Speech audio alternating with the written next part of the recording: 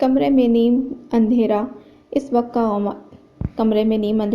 کا آغاز تھا کہ ان کی متاع حیات محو استراحت ہے۔ انہوں نے ہاتھ میں پکڑا کاغذ کا بلندہ دھیرے سے میز پر رکھا اور خود تھکے ماندے صوفے پر نیم دراز ہو گئے۔ ٹائی کی گرفت ڈھیلی کرتے متلاشی نگاہوں سے ارد گرد دیکھا۔ بیڈ کے ساتھ میز پر انہیں پانی کا جگ نظر آیا۔ وہ پانی پینے کی غرض سے بیڈ کے قریب ہوئے تو نگاہیں بھٹک کر نیند کی وادی میں گم وجود پر جا ٹھہریں۔ معصوم چہرہ، گالوں پر گھنی پلکوں کی جھالر، ستواں ناک اور لبوں کو مکیت کیے خوبصورت ہاتھ، انہیں یہ حسن ہمیشہ مبہوت کر دیتا تھا۔ اس وقت بھی پانی کی طلب بھلائے وہ محبت سے محبوب کو دیکھ رہے تھے۔ وہ ہلکا سا کسمسائی، یوں جیسے نیند میں بھی ان کا والہانہ پن محسوس کر گئی ہو۔ انہوں نے مسکراتے نگاہوں کا زاویہ بدلا اور پانی گلاس میں انڈیلنے کے لیے جگ اٹھا لیا۔ ان کی نہایت احتیاط کے باوجود بھی کھٹکا ہو گیا تھا اور سوئے ہوئے وجود نے آنکھیں کھول کر انہیں دیکھا۔ آپ کب آئے؟ وہ اٹھیں اور اب بالوں کو قید کرتے ان سے مخاطب ہوئیں۔ کچھ ہی دیر ہوئی ہے۔ وہ پانی پی کر واپس صوفے پر بیٹھ گئے۔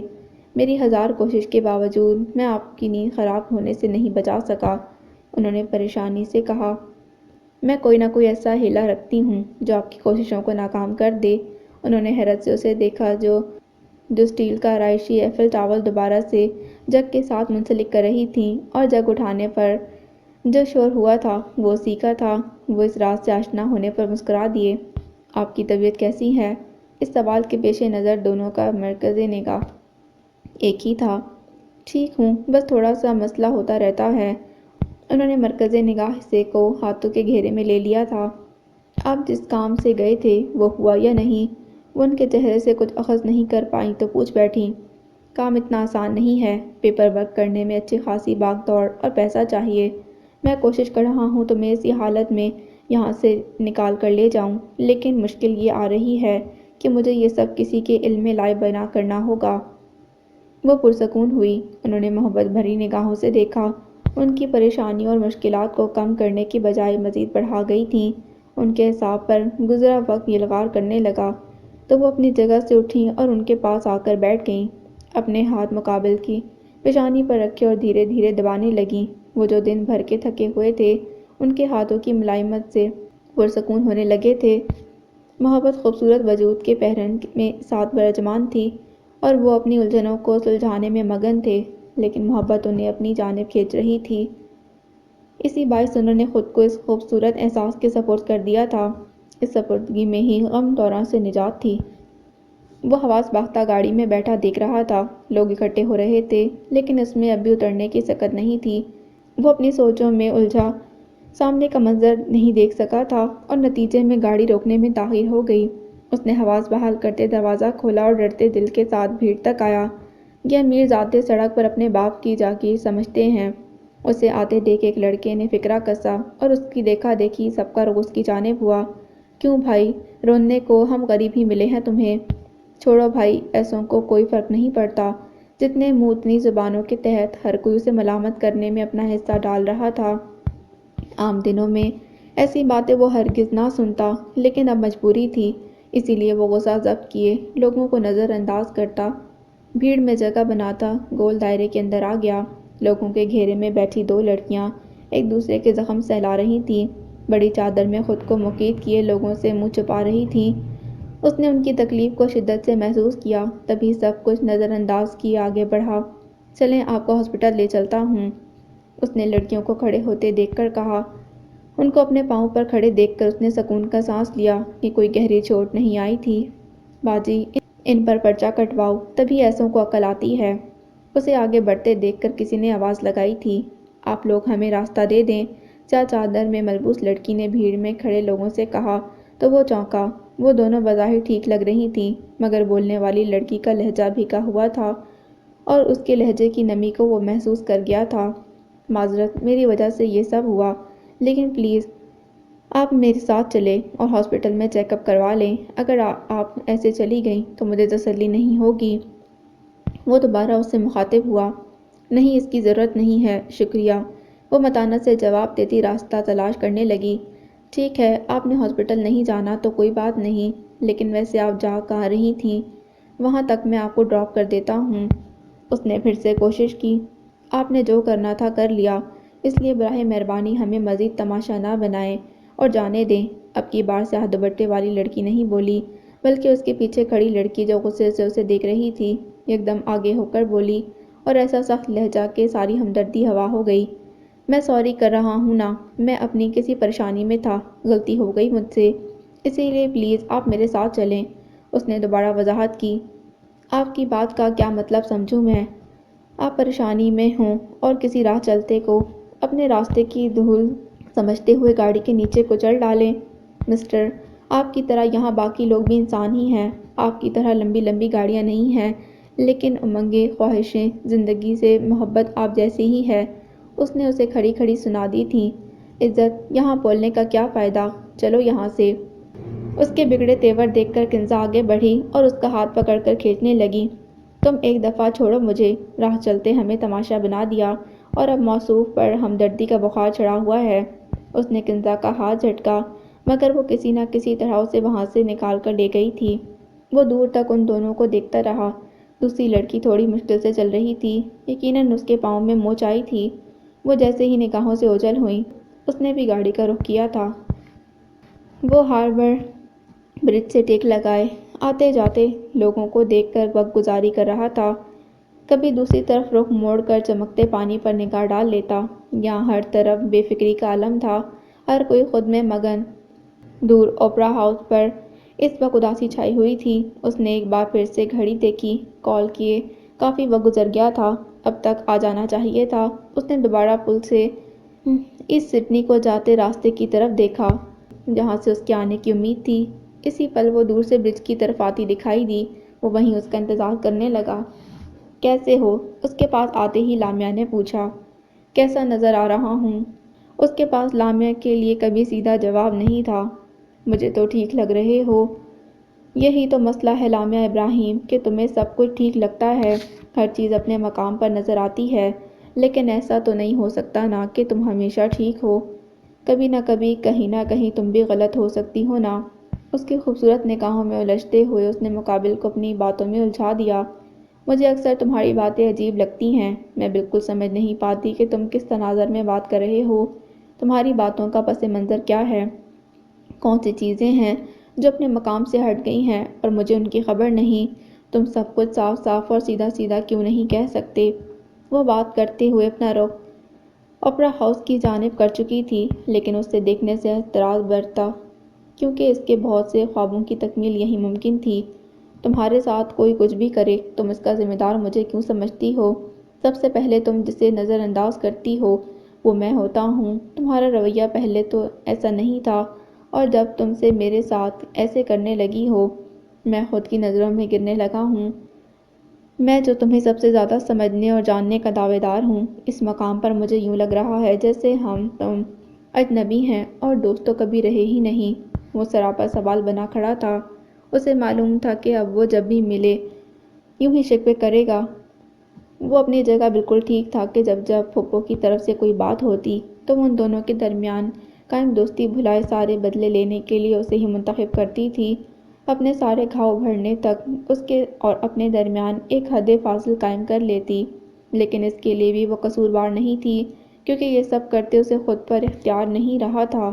اسے کچھ یاد رہتا تو پھپھو کے الفاظ، میں مانتا ہوں ماما غلط کرتی ہیں، انہیں تمہارے ساتھ اتنا سخت رویہ نہیں رکھنا چاہیے، تمہارا لائف سٹائل ہے اور اس کے لیے انکل آنٹی ذمہ دار ہیں، ماما کو ایسے نہیں کہنا چاہیے، لیکن اس سب کے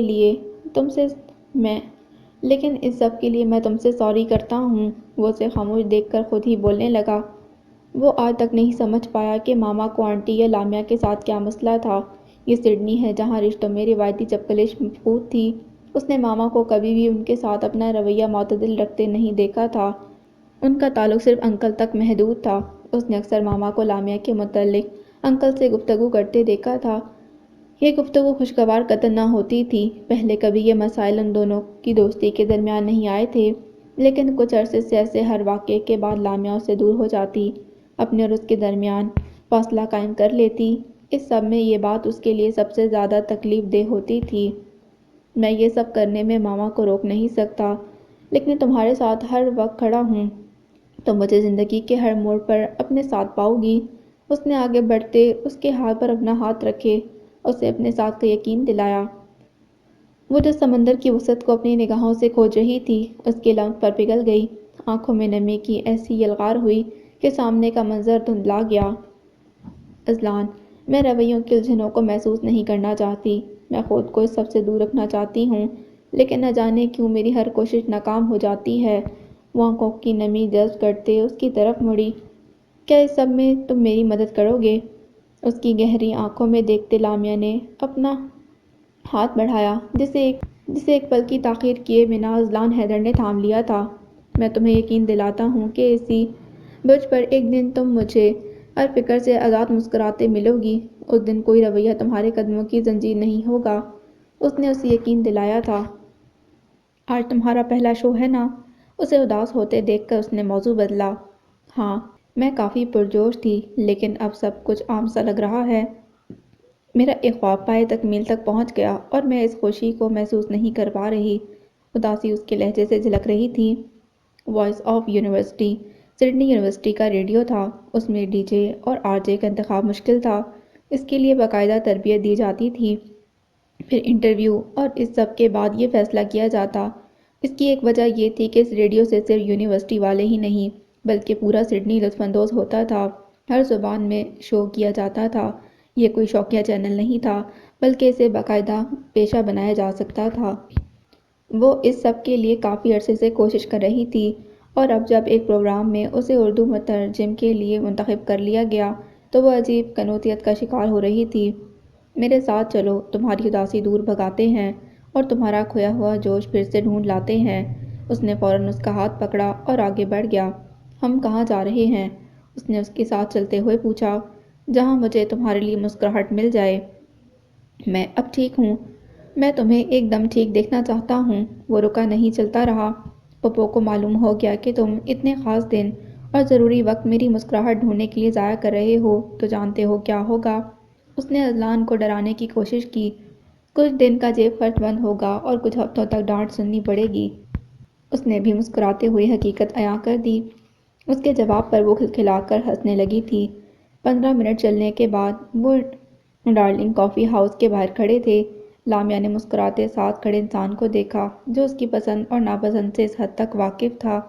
سڈنی میں اس کی پسندیدہ کافی شاپ یہی تھی۔ تم پھر مسکرا دیں۔ چلو واپس چلتے ہیں۔ وہ پھر سے واپس مڑا۔ تم جاؤ، میں پھپھو کو کال کرتی ہوں اور اس کے بعد تم کافی پینے بھی میرے پاس ہی آیا کرو گے۔ اس کی شرارت پر غصہ دکھاتے وہ کافی شاپ میں داخل ہوئی اور وہ بھی اس کے پیچھے آ گیا۔ اس وقت شاپ میں رش نسبتاً کم تھا، لیکن اسے کافی لوگ بیٹھے نظر آ رہے تھے۔ وہ وہیں ایک طرف ہو کر بیٹھ گئی۔ اذلان نہ جانے کہاں چلا گیا تھا۔ وہ ادھر ادھر دیکھنے میں مگن تھی کہ اس کا آرڈر سامنے آ گیا۔ وہ دی جان سے حیران ہوئی کہ اس نے ابھی آرڈر نہیں کیا تھا۔ اذلان کی حرکت سمجھتے اس نے مگ اٹھایا۔ اس نے جیسے ہی پینے کے لیے مگ منہ کے پاس کیا وہ حیران رہ گئی۔ کافی کے اوپر بیسٹ آف لک لکھا تھا۔ وہ جانتی تھی کہ یہ اتنی جلدی ممکن نہیں تھا۔ وہ اسی شش و پنج میں تھی کہ ایک دم شاپ میں شور مچا۔ ہر کوئی اپنی جگہ سے اٹھ کر چیخ رہا تھا۔ ہال میں غبارے اور پھولوں کی پتیاں نظر آ رہی تھیں۔ وہ حیران سی یہ سب دیکھ رہی تھی کہ کچھ چہرے اسے شناسا لگے۔ اس نے غور کیا تو وہ سب اس کے دوست تھے۔ ڈینی، مائیکل، ڈیانا اور رادا جوکر بنے ہوئے تھے، جبکہ سبین اور جوزف سانتا کلاز کا حلیہ دھارے ہوئے تھے۔ وہ سب اس کے لیے وش سانگ گا رہے تھے اور وہ لبوں پر ہاتھ رکھ کے حیرت اور خوشی کے ملے جلے تاثرات کے ساتھ سب دیکھتی رہی تھی۔ ان سب کے پیچھے ایک ستون سے ٹیک لگائے اذلان اسے مسکراتے دیکھ رہا تھا۔ تم سب لوگ بہت بدتمیز ہو، وہ شور کے باعث قدرے چیخ کر بولی۔ تھینک یو، سب کا اکٹھا جواب آیا۔ وہ کافی بھول کر ان سب کے ساتھ شامل ہو گئی۔ اچھلتے کودتے وہ سب مل کر گانے لگے تھے۔ There is a star in the sky tonight, and it trembles like my heart, and in this world we are all alone tonight, so close and yet so far. وہ خوش تھی، بے انتہا خوش۔ لامیا ابراہیم کی خوشی میں اذلان حیدر شاہ خوش تھا۔ اس کو یوں اپنے آپ میں مگن دیکھ کر وہ احساس شرمندگی کے اس بھنور سے نکل آیا تھا جس نے وہ موم کی وجہ سے پھنس گیا تھا۔ وہ بھی آگے بڑھا اور ان کے ساتھ شامل ہو گیا۔ وہ جس وقت سفید حویلی کے قریب پہنچا، دوپہر اپنے جوبن پر تھی۔ گرمی کے باعث راستے ویران تھے۔ کچھ ریڑھی باندھ درختوں کی چھاؤں تلے اپنے روزگار میں مگن تھے۔ کہیں کہیں بچے گرمی کی شدت کو نظر انداز کیے گلیوں میں کنچے کھیل رہے تھے۔ یہ سب مناظر وہ اپنے بچپن میں نہیں دیکھ پایا تھا، اور بچپن کی یادیں اس کے لیے صرف تلخ تھیں، جنہیں وہ یاد کی منڈیر پر کبھی ڈیرا ڈالنے نہیں دیتا تھا۔ حویلی کے بڑے گیٹ پر اس نے گاڑی روکی اور چند لمحوں میں دروازہ کھل گیا۔ کئی گز چوڑی راہداری سے گاڑی گزارتے وہ لان کے سامنے آ رکا۔ اس کے دروازہ کھلنے سے پہلے ہی یوسف نے دروازہ کھول دیا اور آنے والے کو مسکرا کر دیکھا، کیونکہ اس انسان کی آمد حویلی پر چھائے جمود کو توڑ دیتی تھی۔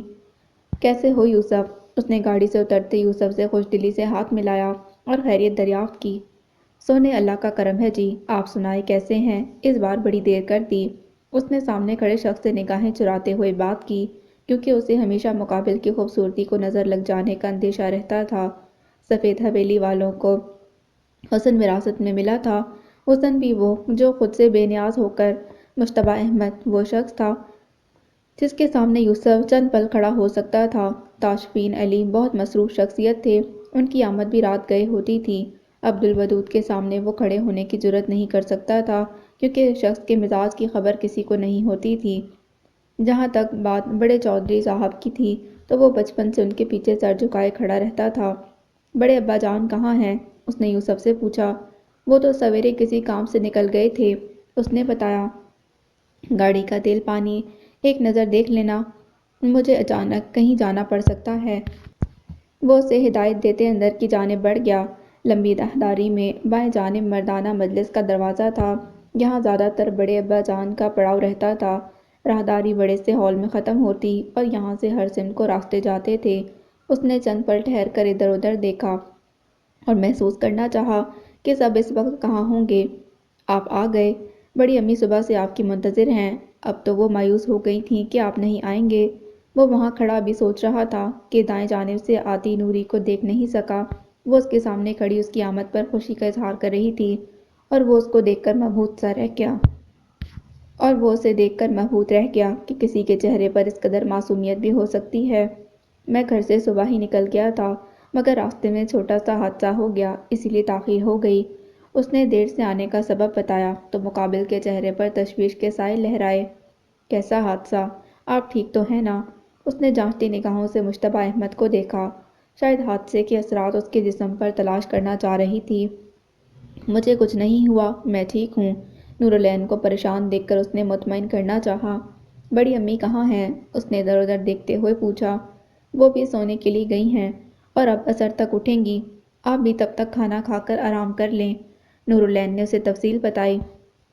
بڑی امی کے سونے کا جان کر وہ تھوڑا مایوس ہوا تھا، وہ انہی سے ملنے آیا تھا اور اب درمیان میں مزید لمحے حائل ہو گئے تھے۔ نوری نے کھانے کا نام لیا تو اسے بھی بھوک کا احساس ہوا، تبھی اس کی بات پر سر ہلاتا اس کے پیچھے چل پڑا۔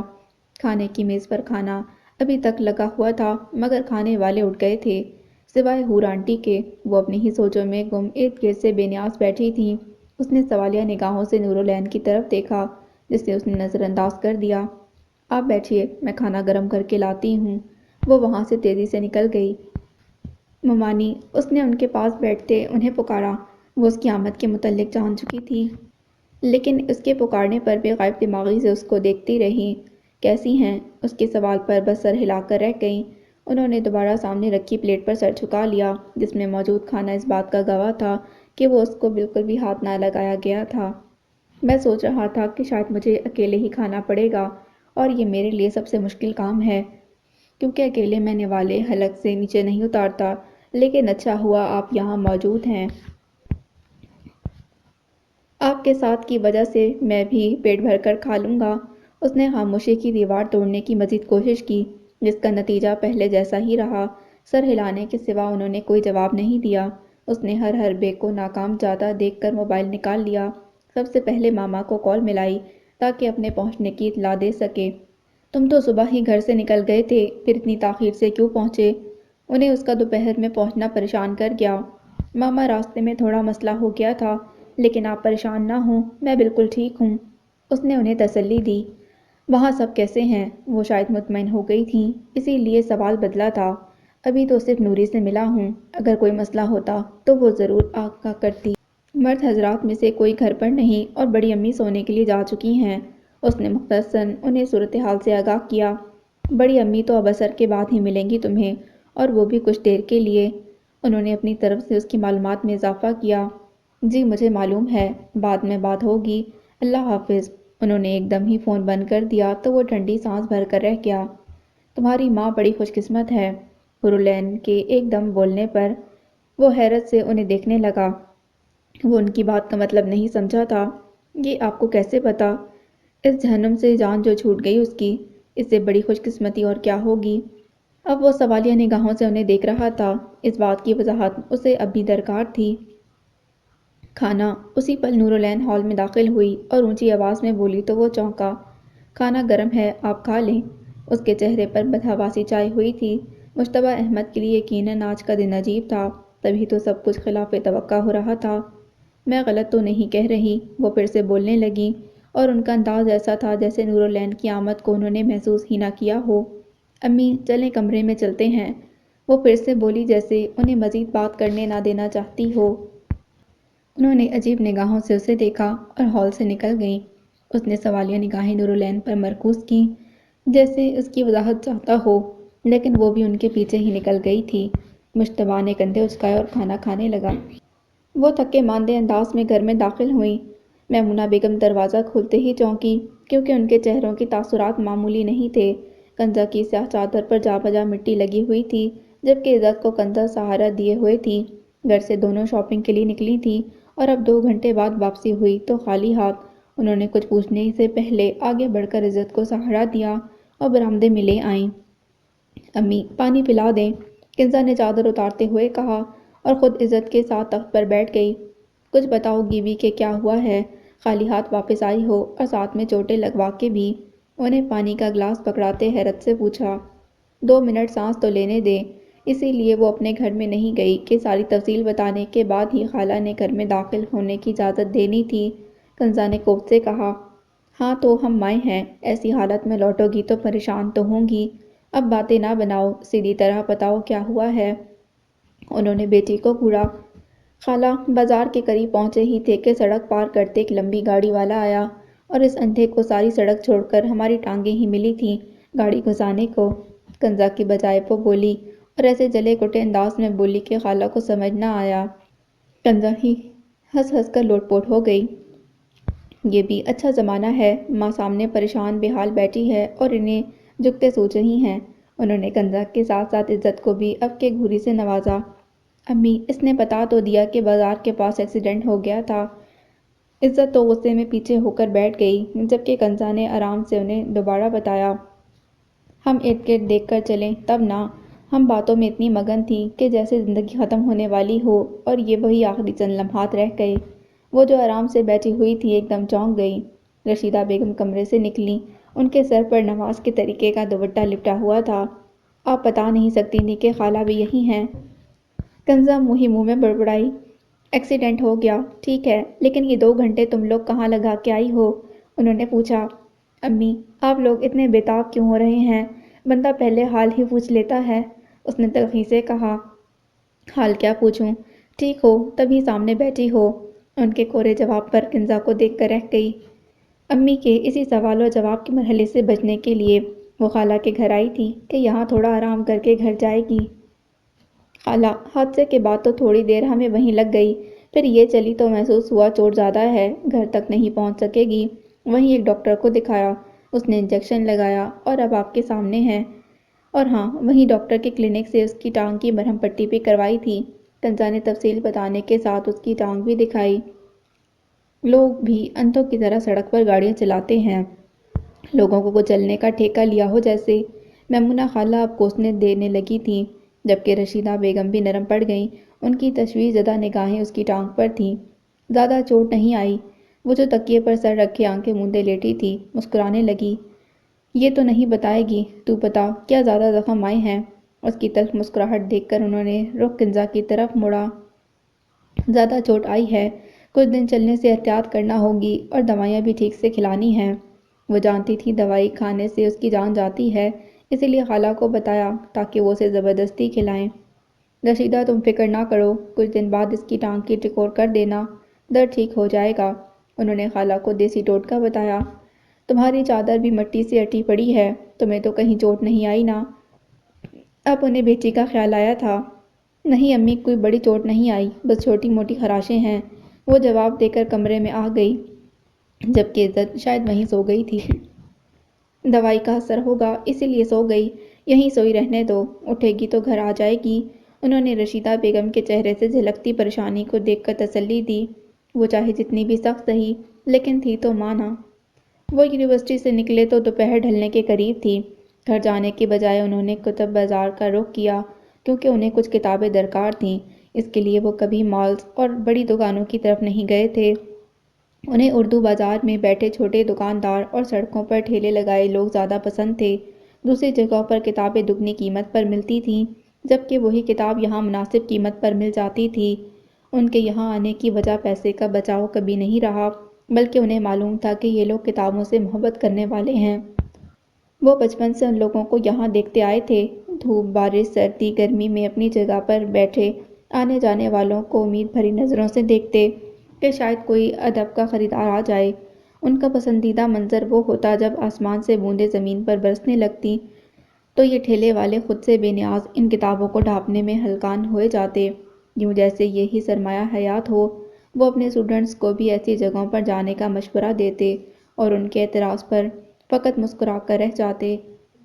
انہوں نے جب کوئی بھی کتاب خریدنی چاہی، ملکی یا غیر ملکی، انہیں یہاں سے ملی، بس تلاش شرط تھی۔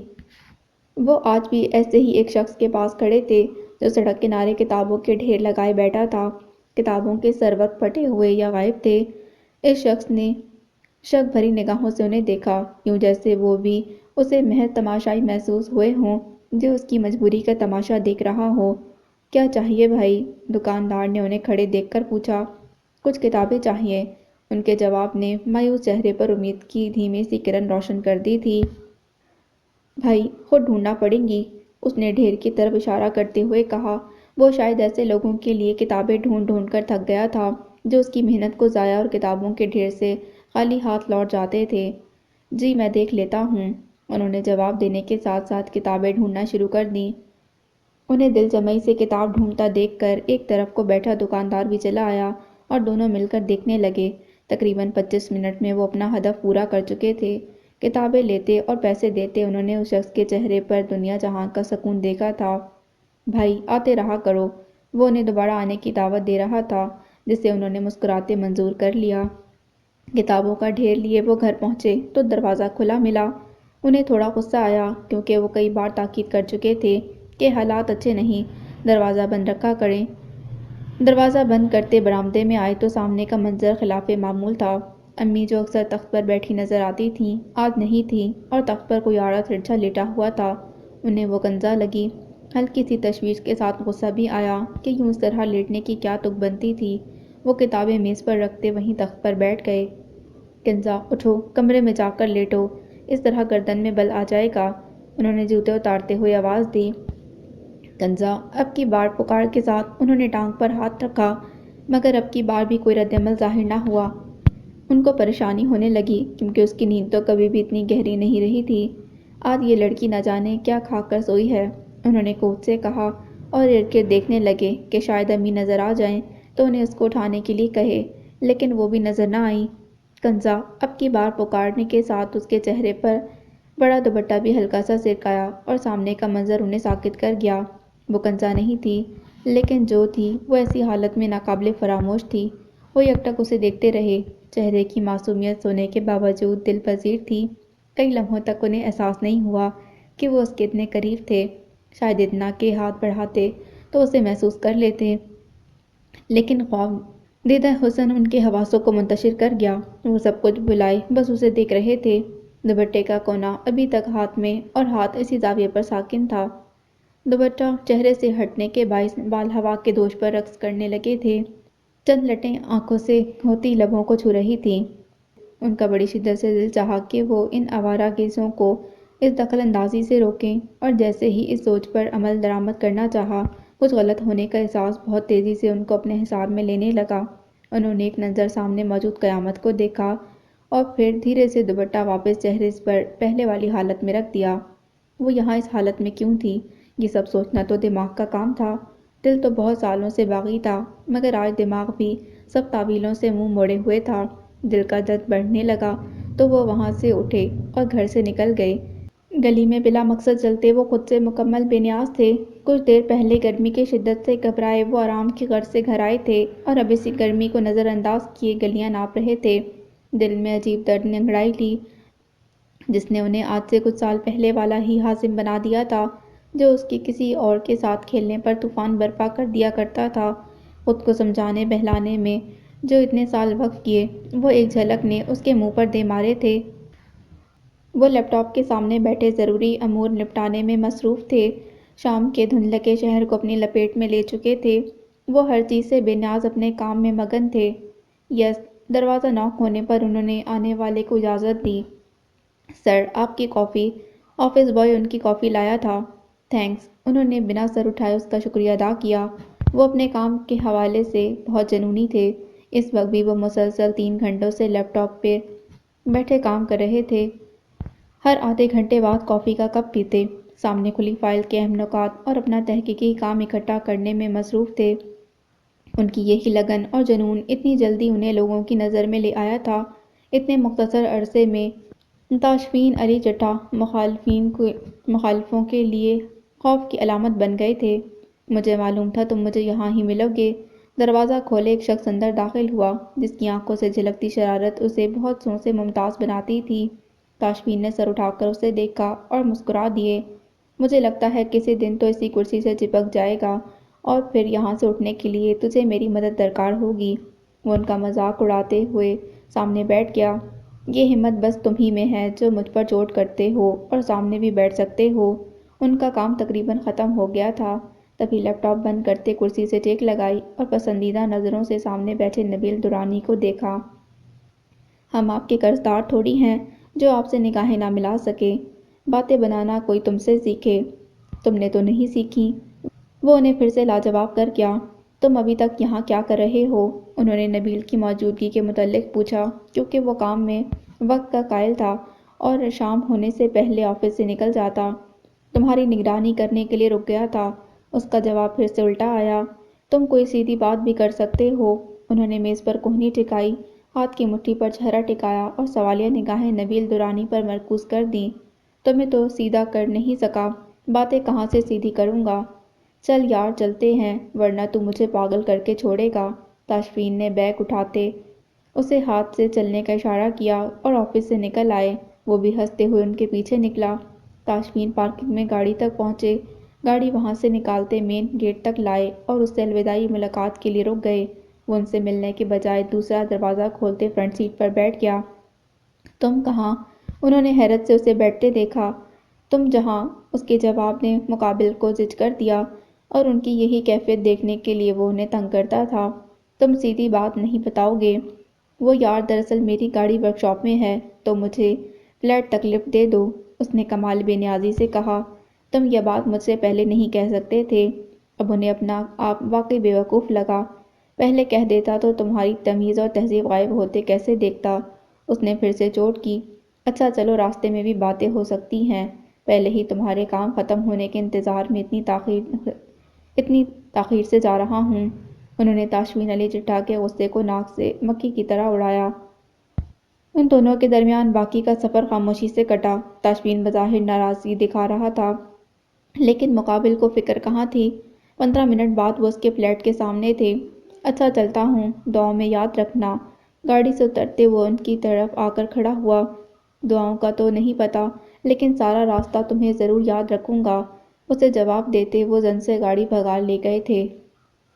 وہ کتنی ہی دیر سے باغ میں ٹہل رہا تھا، سامنے والے باغ سے چلتے ہوئے ایک بھی حصے تک جاتا، بڑی امی کو لوگوں کے ساتھ مصروف دیکھتا اور واپس پلٹ جاتا۔ اس کی سوچ گزرے دن کا احاطہ کیے ہوئے تھی۔ گھر سے نکلتے ہی ایکسیڈنٹ اور پھر حویلی تاخیر سے پہنچنے پر بڑی امی سے اب تک ملاقات نہ ہو سکی تھی۔ حور آنٹی سے ہونے والی نشست نے مزید دل بوجھل کر دیا تھا۔ وہ بے شک حویلی میں کبھی کبھار آتا تھا، لیکن اسے اتنا اندازہ تھا کہ حور آنٹی اور سعد ماموں میں تعلقات کی نہج اچھی نہیں تھی، لیکن وجہ اسے معلوم نہیں تھی اور نہ کبھی اس نے جاننے کی کوشش کی، مگر آج ان کا ٹوٹا بکھرا رویہ اسے بہت کچھ سوچنے پر مجبور کر گیا۔ اس سوچ کو مزید تقویت نور العین کی نظر اندازی نے دی۔ اس کا رویہ اس بات کا واضح ثبوت تھا کہ ماں باپ کی چپقلش کا شکار وہ ہو رہی ہے اور یہ سب اس کے لیے یقیناً تکلیف دہ تھا۔ بہت سارے واقعات، رویے اور باتیں اسے یہ احساس دلاتی تھیں کہ حویلی والوں کے ماضی میں کچھ ایسی الجھنیں اور گرہیں تھیں جو اب ان کے حال کو دیمک کی طرح چاٹ رہی ہیں۔ کبھی کبھار اس کا دل چاہتا کہ وہ بھی سب باتوں سے آگاہ ہو کر آگاہی کے ڈر سے گھبراتے ہوئے کبھی کسی سے کچھ پوچھنے کی کوشش نہ کرے۔ وہ ڈرتا نہیں تھا، لیکن فی الحال الجھنوں میں پڑنا نہیں چاہتا تھا۔ مشتبہ، دھیمی آواز میں اسے پکارا گیا۔ وہ بنا کچھ بولے اپنی ایڑیوں کے بل گھوما۔ اب وہ چہرہ اس کے سامنے تھا جس کی معصومیت ہمیشہ اسے مبہوت کر دیتی تھی۔ آسمانی رنگ کے دوپٹے میں مقید چہرہ ہر قسم کی زیبائش سے پاک تھا۔ شام کی چائے مردانہ مجلس میں رکھ دی گئی ہے، آپ بھی آ جائیے، تب تک بڑی امی بھی فارغ ہو جائیں گی۔ وہ اسے پیغام دینے کے فوراً بعد مڑ گئی تھی۔ اس کا یہ گریز غیر معمولی تھا۔ اس کے جانے کے بعد اپنی تمام تر سوچوں کو جھٹکتا وہ بھی حویلی کے اندرونی حصے کی جانب بڑھ گیا۔ حویلی میں شام کی چائے کا اہتمام ہمیشہ خصوصی ہوتا تھا۔ چائے کے ساتھ کچھ ہلکا پھلکا کھانے کے لیے بھی ہوتا اور سب مرد مجلس میں اکٹھے بیٹھتے تھے۔ ابھی تک کوئی نہیں آیا؟ اس نے حیران نظروں سے یوسف کو دیکھتے ہوئے پوچھا۔ بس ابھی آتے ہی ہوں گے۔ یوسف نے اس کی پریشانی دور کرنے کی کوشش کی۔ یوسف اسے چائے دینے کے لیے آگے بڑھا، لیکن مشتبہ نے ہاتھ کے اشارے سے روک دیا۔ وہ ان سب کا انتظار کرنے لگا۔ اس محفل کے دوران بڑے ابا جان کی باتیں اسے محظوظ کرتی تھیں، تبھی وہ چائے کے چھوٹے چھوٹے گھونٹ لیتا کہ دیر تک ان کی باتیں سن سکے۔ سعید علی چٹھا سے رسمی سلام دعا ہوتی تھی، لیکن سعد علی چٹھا شاید خود سے بھی ناراض رہتے تھے۔ البتہ حویلی کے نوجوانوں سے اس کی اچھی خاصی دوستی تھی۔ وہ اپنی سوچوں میں گم تھا کہ باہر گاڑیوں کی آمد کا شور اٹھا۔ اس کے خیال کا طلسم ٹوٹ گیا۔ کچھ لمحوں بعد حویلی کا دروازہ کھلنے اور قدموں کی آواز محسوس ہوئی۔ وہ جلدی سے احتراماً کھڑا ہو گیا۔ السلام علیکم۔ اس نے سب کو اکٹھے مجلس میں داخل ہوتے دیکھا۔ دو اجتماعی سلام کیا۔ احمد علی چٹھا سفید کلف زدہ سوٹ اور سر پر سفید شملے کے ساتھ آج بھی دوسروں کے حواس پر اثر انداز ہوتے تھے۔ ان کے چہرے سے جھلکتی لالی ان کے سفید بے داغ چہرے کو مزید خوبصورت بناتی تھی۔ وہ سنجیدہ سے مجلس میں داخل ہوئے، لیکن اسے دیکھ کر پل میں مسکرانے لگے۔ ارے آؤ برخودار، انہوں نے فوراً آگے بڑھتے اسے گلے سے لگایا۔ کہاں گم ہو جاتے ہو؟ کبھی ہر ہفتے چکر لگایا جاتا اور کبھی مہینوں خبر نہیں ہوتی۔ اسے خود سے الگ کرتے انہوں نے شکوہ کیا۔ پڑھائی میں مصروف رہا بڑے ابا جان، اس نے کہا۔ گھر میں سب ٹھیک ہیں؟ جی اللہ کا شکر ہے۔ وہ بیٹھ گئے، جبکہ مشتبہ زبیر احمد ابھی تک کھڑا تھا کہ شاید وہ مزید سوال کریں۔ بیٹھو، کھڑے کیوں ہو؟ آپ کیسے ہیں؟ اس نے بیٹھنے کے بعد سامنے صوفے پر براجمان نفوس کی طرف رخ کیا۔ ہمیشہ کی طرح اچھا۔ سعید علی چٹھا نے مسکراتے مشتبہ کے سوال کا جواب دیا۔ وہ اسے ہمیشہ محبت بھری نظروں سے دیکھتے تھے، کیونکہ انہیں اس میں بہت خاص رشتے کی شبیہ نظر آتی تھی۔ ابا جان، میں اب تھوڑا آرام کروں گا۔ سعد علی چٹھا اس کے سوال کو مکمل نظر انداز کرتے وہاں سے اٹھ گئے اور وہ ٹھنڈی سانس لے کر رہ گیا۔ یہ وہ شروع سے دیکھتا آ رہا تھا۔ اور کیا چل رہا ہے آج کل؟ سعید علی چٹھا نے اس کے چہرے کے بجھتے رنگ دیکھ لیے تھے، تبھی اس کا دھیان بٹانے کے لیے پوچھا۔ ماموں جان، ابھی تو فارغ ہوں، لیکن کچھ دنوں تک یونیورسٹی شروع ہو جائے گی، اسی لیے سوچا کلاسز سے پہلے یہاں کا چکر لگا لوں کہ نہ جانے پھر کب آنا ہو۔ اس نے تفصیل سے جواب دیا۔ یہ لڑکے کہاں رہ گئے؟ چائے کے لوازمات دوبارہ سے لگ چکے تھے، تبھی احمد علی چٹھا کو خیال آیا تھا۔ تاشفین سے میری بات ہوئی ہے، وہ راستے میں ہے، کچھ دیر تک پہنچ جائے گا۔ اور عبدالودود؟ بڑے ابا جان نے اپنے لاڈلے پوتے کا پوچھا، جو کل سے ان کی ہدایات کے بعد انہیں نظر نہیں آیا تھا۔ اس کا مجھے نہیں معلوم، انہوں نے اس سے لا علمی کا اظہار کیا۔ ابا جان، وہ بس آپ کی سنتا ہے، اسی لیے اسے سمجھائیے کہ کیوں اپنا وقت ضائع کر رہا ہے۔ پڑھائی ختم ہو چکی ہے، اب فیصلہ کرے کہ اس نے آگے کیا کرنا ہے۔ تاشفین تو الگ شعبہ پسند کر لیا ہے، خاندانی کاروبار بھی تو سنبھالنا ہے نا۔ ابھی مجھ میں صحت ہے، سعد کا تجربہ ہے، ہم سے سیکھے تاکہ اسے کاروبار کی سمجھ بوجھ آئے۔ وہ اس کے باپ تھے اور اس کی حرکتوں سے نالاں ہونے کے باوجود اسے کچھ نہیں کہہ سکتے تھے۔ انہیں اس سے جو بھی بات منوانی ہوتی وہ احمد علی چٹھا سے کہتے۔ سرکش گھوڑا ہے، ایک دم ڈھیل کھینچو گے تو بگڑ جائے گا، کچھ وقت دو، ٹھیک ہو جائے گا۔ وہ اس کے متعلق پریشان تو تھے، لیکن بیٹے کو تسلی دینے لگے۔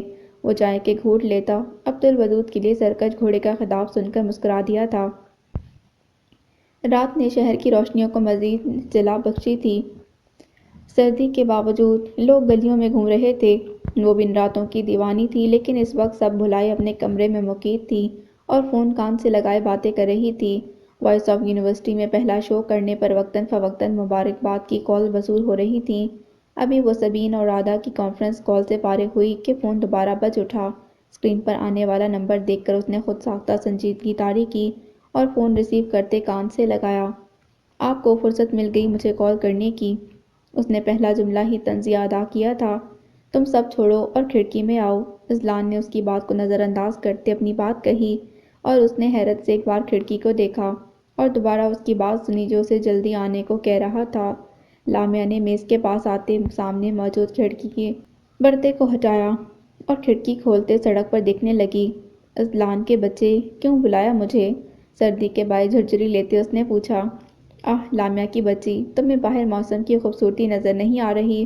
اس نے اسی کے انداز میں جواب دیا تو وہ دانتوں تلے ہونٹ دبا کر رہ گئی۔ اس نے غصے سے کھڑکی بند کی اور پیچھے ہٹ گئی۔ تم نہایت بدتمیز ہو۔ آپ کی عزت افزائی کا مشکور ہوں۔ وہ باز آنے والوں میں سے کہاں تھا؟ وہ اسے جواب دینے ہی والی تھی کہ ممی کی آواز آنے لگی۔ ممی نیچے بلا رہی ہیں، میں تمہیں بعد میں دیکھتی ہوں۔ اذلان کو نیچے جانے کا بتاتے ہوئے اس نے یہ بھی واضح کر دیا کہ وہ اسے معاف کرنے کا ارادہ قطعاً نہیں رکھتی۔ ایک منٹ۔ وہ فون بند کرنے لگی کہ اس کے دوبارہ بولنے پر رک گئی۔ ایک بار دوبارہ کھڑکی کی طرف آؤ، وہ اسے دوبارہ بلا رہا تھا۔ اذلان، میں بار بار تمہارے جھانسے میں نہیں آؤں گی۔ اب کی بار تو کیا، اگر تم مجھے اب کبھی بھی کھڑکی پر بلاؤ گے تو نہیں آؤں گی۔ اس نے لہجے میں واضح خفگی طاری کی۔ اچھا، تم کبھی نہ آنا، لیکن ایک بار اس طرف دیکھ لو۔ اس کے لہجے کی سختی محسوس کرتے اس نے یہ کھیل بند کر دیا۔ لامیا نے وہیں سے کھڑکی کی جانب دیکھا۔ اس کے دیکھتے ہی کئی رنگوں والے غبارے اس کی کھڑکی کے سامنے آ گئے۔ سرخ، سیاہ، سفید، گلابی اور نیلے رنگ کے غبارے، اور ان سب پر اس کے لیے لکھا کنگریچولیشن اس کو وہیں کھڑے کھڑے مسحور کر گیا۔ وہ جو اس کے اب تک کے کال نہ کرنے پر تھوڑی سی ناراض تھی، آنکھوں میں نمی لیے یہ سب مسکراتے دیکھ رہی تھی۔ وہ اسے حیران کر دیتا تھا، لیکن ایک دن میں دوبارہ ایسے خاص لمحات لینا اذلان حیدر شاہ کا ہی کمال تھا۔ وہ بے ساختہ انداز میں کھڑکی تک آ گئی۔ اس کے وہاں پہنچنے تک مزید غبارے اوپر آ گئے تھے، جن کے ساتھ گلاب کی کلیاں تھیں۔ سیاہ گلاب اس کی کمزوری تھے، لیکن اذلان کو اس کی پسند سے خاص چڑ تھی۔ آج وہ اس کے لیے سیاہ گلاب کی کلیاں ہی لایا تھا، اور وہ جانتی تھی کہ اس کے لیے اسے کتنی محنت کرنا پڑی ہوگی۔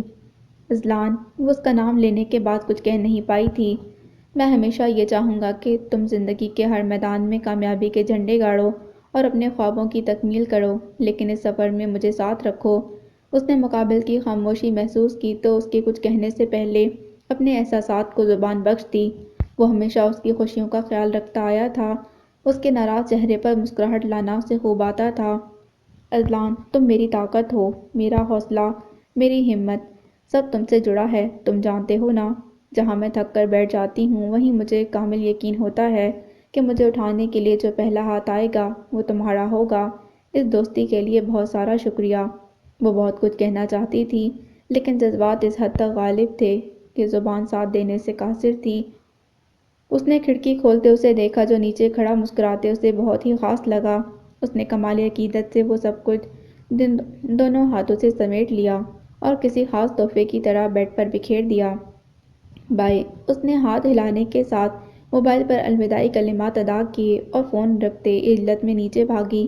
ہال میں میز پر کھانا لگانے کے بعد ماما کیلی بیٹھی اس کی منتظر تھیں، لیکن پاپا کے نظر نہ آنے پر اسے حیرت ہوئی۔ ماما کے چہرے کے تاثرات عام تھے اور یہ اس کے لیے حوصلہ افزا بات تھی۔ پاپا، اس نے مدھم آواز میں ابراہیم صاحب کے متعلق پوچھا۔ ماما کے جواب سے پہلے اسے اپنے پیچھے کھٹکا محسوس ہوا تو وہ فوراً اٹھی۔ السلام علیکم۔ ان کے بیٹھنے پر اس نے دھیمے لہجے میں سلام کیا۔ وعلیکم السلام۔ آج تو بڑے بڑے بندے ہمارے ساتھ موجود ہیں، بیگم صاحبہ کچھ خاص پکا لیا ہوتا۔ ان کے جواب پر وہ دونوں انہیں دیکھنے لگیں، شاید لہجے میں معمولی پن کے ساتھ چہرے کے تاثرات بھی دیکھنا چاہتی تھیں۔ ان کا معتدل رویہ دیکھ کر لامیا نے سکون کا سانس لیا۔ یہ شروع سے ہوتا آ رہا تھا۔ پھپھو کی باتوں کے چند دنوں بعد پاپا کا رویہ ٹھیک ہو جاتا تھا۔ آج لامیا کا وائس آف یونیورسٹی میں پہلا شو تھا۔ ایک آسٹریلین پلے کی اردو میں ٹرانسلیشن کی ہے۔ خاموشی توڑتے ممی نے آج کے دن کی سب سے خاص بات بتائی اور وہ ایک دم کھانا چھوڑ کر اس کے تاثرات دیکھنے لگیں۔ یہ تو بہت اچھی بات ہے، لامحہ کا خواب تھا یہاں شو کرنا، تو اس حوالے سے یہ کامیابی ہے، بلکہ بہت بڑی کامیابی۔ ابراہیم صاحب کے سراہتے جملے ان دونوں کے چہروں کو مسکراہٹ سے نواز گئے تھے۔ تھینک یو، وہ ان کے گلے لگ کر یہ الفاظ کہنا چاہتی تھی لیکن اپنی جگہ سے ہل نہیں پائی۔ تم اس حوالے سے اپنے دوستوں کی پارٹی کرنا چاہو تو کر سکتی ہو، آفس کے کلب میں بھی ان دنوں کچھ خاص رش نہیں ہے، تم چاہو تو کلب کے مینیجر سے بات کر سکتی ہو، وہ سب دیکھ لے گا۔ انہوں نے مزید ایسی باتیں کہہ دیں جو مسز ابراہیم کو خوش اور لامحہ کو حیران کرنے کے لیے کافی تھیں۔ میں 1-2 دن تک آپ کو آگاہ کر دوں گی، اس نے ان سے وقت مانگا کیونکہ وہ اذلان سے مشورہ کرنا ضروری سمجھتی تھی۔ وہ اگبی باغ میں تخت پر بیٹھی تھیں، آج انہوں نے عورتوں کو جلد فارغ کر دیا تھا۔ مجتبیٰ احمد ان کی گود میں سر رکھے لیٹا ہوا تھا اور وہ ان کے بالوں میں انگلیاں پھیرتی کسی اور جہاں میں پہنچی ہوئی تھیں۔ ان کا یہ انداز محبت ایک نئے روپ سے آشنا کرتا اور اس سب سے اسے سکون ملتا تھا۔ اب کی بار بھی اس نے منع کر دیا۔ ان کی بات پر وہ چونک کر اس کو دیکھنے لگا۔ میں بڑی علت میں نکلا اور اسی باعث انہیں آپ کا پیغام نہ دے سکا، انہیں تکلیف پہنچنے کے ڈر سے وہ سچ نہیں بتا سکا تھا۔ چلو آئندہ خیال رکھنا۔ وہ جانتی تھی کہ مقابل کے لہجے میں ذرا برابر سچائی نہیں، لیکن اپنے سالوں کے بھرم کو زندہ رکھنے کے لیے اس کی بات کو تسلیم کر لیا۔ بڑی امی، میں آپ کو بھی ہمیشہ اپنے ساتھ چلنے کا کہتا ہوں اور آپ ہمیشہ انکار کر دیتی ہیں۔ ایک فریق ضد پر ہے تو آپ آگے بڑھ کر سارے گلے شکوے ختم کیوں نہیں کر دیتی؟ وہ سالوں سے اسی بھنور میں پھنسا تھا اور اس سب کو ختم کرنے کی جتنی کوشش کرتا اتنا ہی ان معاملات میں الجھ جاتا۔ عورت کے فیصلے مرد کے شملے کے محتاج ہوتے ہیں۔ کچھ رشتوں میں ان شملوں کی دیواریں اتنی اونچی ہو جاتی ہیں کہ عورت چاہ کر بھی پار نہیں کر سکتی۔ کئی راہیں اتنی پرخاڑ بنا دی جاتی ہیں، ان پر چلنے کی صورت میں سب سے پہلا زخم عورت اور مرد کے آفاقی رشتے کو برداشت کرنا پڑتا ہے۔ وہ لفظوں کے ہیر پھیر سے اس پر واضح کر گئیں کہ وہ اس جنگ کا سب سے آخری سپاہی ہیں جو جنگ کا پاسا پلٹ سکتا ہے، لیکن یہ وقت تب آتا ہے جب باقی سب تباہ ہو جاتا ہے۔ وہ سب کو اسی تباہی سے بچانا چاہتی تھیں، اسی لیے جنگ کا اختتام آخری سپاہی کے ہاتھ میں نہیں دینا چاہتی تھیں۔ ان کے جواب میں بہت سے مبہم اشارے تھے جنہیں سمجھنے کی کوشش کرتا مزید الجھنے کے مترادف تھا۔ اسی لیے اس سے دھیان بٹانے کے لیے اس نے باغ پر نظریں مرتکز کر دیں۔ اس نے سرسری نظر باغ پر ڈالی اور منظر میں بھی دل بہلانے کا سامان نہیں ملا تو آنکھیں موند لیں۔ آنکھیں بند کیے اسے چند لمحے بھی نہ ہوئے تھے کہ اس نے جھٹ سے آنکھیں کھول دیں۔ کچھ تھا جو اسے محسوس ہوا، کچھ الگ سا اس کی آنکھوں نے دیکھا۔ اس نے دوبارہ سے سارے باغ میں نگاہیں دوڑائیں مگر اس کی تفشی نہ ہوئی۔ کیا ہوا؟ اس کا ایک پل کو چونکنا شاید وہ محسوس کر گئی تھیں۔ کوئی نہیں، مجھے ایسا لگا کہ باغ میں کوئی ہے جو چھپ کے ہمیں دیکھ رہا ہے، اس نے الجھتے ہوئے انہیں بتایا، کیونکہ اسے محسوس ہونے والا احساس بہت طاقتور تھا جسے وہ آنکھوں کا دھوکہ کہہ کر نظر انداز نہیں کر سکتا تھا۔ تمہیں وہم ہوا ہوگا کیونکہ اس حصے میں حویلی کے لوگوں کے علاوہ کوئی نہیں آتا اور ہمیں چھپ کر کون دیکھے گا؟ انہوں نے بھی ایک نظر سارے حصے پر ڈالی لیکن ایسا کچھ محسوس نہ ہوا۔ چلیں اٹھیں، اندر چلتے ہیں۔ وہ تخت سے اٹھا اور ساتھ انہیں بھی اٹھنے کا کہا۔ ہاں چلو اندر چلتے ہیں، اندھیرا پھیل رہا ہے، میں بہت کم اس وقت تک یہاں بیٹھتی ہوں، آج تم ساتھ ہو تو باتوں میں وقت گزرنے کا اندازہ نہ ہوا۔ وہ یہاں کچھ دیر مزید اس کے ساتھ بیٹھنا چاہتی تھیں لیکن اس کے چہرے کے تاثرات نے انہیں ایسا کرنے سے روک دیا۔ گل، تخت سے میرا سامان اٹھا لاؤ۔ راہداری میں انہیں اپنی خاص ملازمہ نظر آئی تو انہوں نے اسے ہدایت دی۔ نوری بی بی وہیں تھی، انہوں نے اٹھا لیا ہوگا۔ گل کے جواب پر انہوں نے اس بات میں سر ہلایا لیکن ان کے ساتھ کھڑا وجود چونکا۔ گل، آپ نے کہا کہ نوری وہاں تھی لیکن میں نے تو اسے نہیں دیکھا۔ بڑی امی کے آگے بڑھنے کے بعد اس نے آہستہ آواز میں پوچھا۔ وہ ہر وقت بی جان کے ساتھ ہوتی ہیں، آج میں ان کے ساتھ تھا، وہ مجھے نظر نہیں آئی۔ وہ نہ جانے کیوں اتنا بے چین ہوا کہ گل بھی حیرانی سے اسے دیکھ رہی تھی۔ وہ دیکھیں، نوری بی بی آ گئیں۔ گل نے ایک دم اس کے پیچھے اشارہ کرتے کہا۔ وہ ابھی تک اسی راہداری میں کھڑا تھا جو اگبی باغ کی طرف جاتی تھی۔ گل کی بات پر وہ فوراً مڑا، اس سے چند قدموں کے فاصلے پر وہ حیران سی کھڑی تھی۔ جس طرح گل نے اس کا نام لیا وہ چونک گئی۔ مجتبیٰ نے چند قدموں کا فاصلہ کم کیا اور اس کے مقابل کھڑا ہوا۔ تم باغ میں تھی؟ کیا مطلب؟ اس کے سوال پر وہ مزید حیران ہوئی۔ میں ابھی بڑی امی کے ساتھ وہاں سے آیا ہوں، تم وہاں نہیں تھیں، پھر اچانک سے تم کیسے وہاں پہنچ گئیں اور کچھ لمحوں میں ہی بڑی امی کا سامان اٹھائے ہمارے پیچھے آ رہی ہو؟ مجتبیٰ سوال پر سوال کر رہا تھا اور وہ حیرت سے اس کو دیکھ رہی تھی۔ اب چپ کیوں ہو، مجھے جواب دو۔ اس کی خاموشی مجتبیٰ کو مزید تیش دلا رہی تھی۔ مجتبیٰ احمد، آپ مجھ سے اس انداز میں بات نہیں کر سکتے اور نہ ہی میں آپ کو اس کی اجازت دوں گی۔ یہ میرا گھر ہے، میں کہاں آتی ہوں کہاں جاتی ہوں یہ میری مرضی پر منحصر ہے، آپ کو اس کے لیے ہلکان ہونے کی ضرورت نہیں۔ اس کی آنکھوں میں آنسو تیرنے لگے۔ وہ حواس میں ہوتا تو یہ منظر کسی گہری جھیل سے مشابہ لگتا۔ نورالعین، وہ اس کے پاس سے گزری اور بھاگتی حویلی کے راہداریوں میں گم ہو گئی۔ اس کے جانے کے بعد اسے اپنے سخت رویے کا احساس ہوا تو فوراً اسے اس کے پیچھے بھاگا۔ وہ اپنے آنسو سب سے چھپانا چاہتی تھی، پر سامنے سے آتے تاشفین سے ٹکرائی جو موبائل میں مصروف تھے۔ جبھی جھنجھلا گئے۔ نورالعین، دھیان سے چلو، کیا ہو گیا ہے؟ وہ اس کی آنکھوں میں آنسو نہیں دیکھ پائے تھے۔ موبائل پر بات کرنے کی وجہ سے ان کا دھیان اس کی بے حالی پر نہیں گیا۔ دماغ خراب ہو گیا ہے، وہ موبائل دور کرتے جتنی احتیاط سے بولے۔ اس نے اتنی ہی اونچی آواز میں جواب دیا۔ ان کو فوراً سے کال کاٹتے اس کی طرف متوجہ ہونا پڑا، لیکن اس دوران وہ وہاں سے بھی نکل گئی تھی۔ وہ وہیں کھڑے حیران ہوتے صورتحال سمجھنے کی کوشش کر رہے تھے۔ انہوں نے کبھی اسے اونچا بولتے نہ سنا تھا۔ وہ سوچ میں گم تھے کہ موبائل پر دوبارہ کال آنے لگی۔ سابقہ نمبر دیکھ کر وہ جان گئے کہ وہ ان کی جان نہیں چھوڑنے والا تھا۔ جی فرمائیے۔ انہوں نے فون اٹھاتے ہوئے لہجہ اکھڑا ہوا رکھا۔ میرے بھائی، تو گھر جانے کے لیے نکلا تھا نا؟ اب کہاں لڑکیوں کے دماغ خراب کر رہا ہے؟ وہ میری چچا زاد بہن ہے۔ وہ ساری بات سن چکا تھا اور اب یقیناً ان کی جان چھوڑنے والا نہیں تھا۔ تبھی انہوں نے اسے بتانا ضروری سمجھا اور بہن پر خاصا زور دیا۔ اسی دوران انہوں نے مجتبیٰ کو سامنے سے آتا دیکھا جو متلاشی نظروں سے ارد گرد دیکھ رہا تھا۔ وہ بھی انہیں سامنے کھڑا دیکھ کر چونکا۔ تاشفین علی چٹھا ایک پل کو چونکے۔ میں تم سے بعد میں بات کرتا ہوں۔ اس کی ہنسی کو نظر انداز کرتے انہوں نے فون بند کر دیا اور اس کی جانب بڑھ گئے۔